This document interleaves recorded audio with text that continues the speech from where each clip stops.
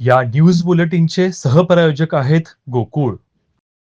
बारामतीतील विमान दुर्घटनेत उपमुख्यमंत्री अजित पवार यांच्यासह त्यांचे वैयक्तिक सुरक्षा रक्षक विदीप जाधव यांचाही दुर्दैवी मृत्यू झाला. या घटनेचे वृत्त समजताच जाधव कुटुंबावर दुःखाचा डोंगर कोसळला. सातारा जिल्ह्यातील लोणंद येथील मूळ रहिवासी असलेले विदीप जाधव सध्या कर्तव्यामुळे मुंबईतील कळवा परिसरात राहत होते.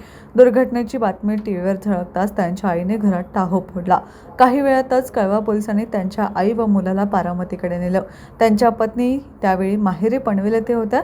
विदीप जाधव यांच्या मागे पत्नी, एक मुलगा, एक मुलगी तसेच आई वडिलांचा परिवार आहे.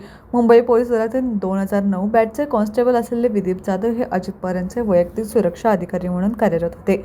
कर्तव्यदक्ष, शिस्तप्रिय आणि मनमिळावू स्वभावासाठी ते ओळखले जात होते. कर्तव्य बजावत असतानाच त्यांचे अकाली निधन झाल्याने कुटुंबियांसह सहकाऱ्यांमध्ये हळहळ व्यक्त होत आहे.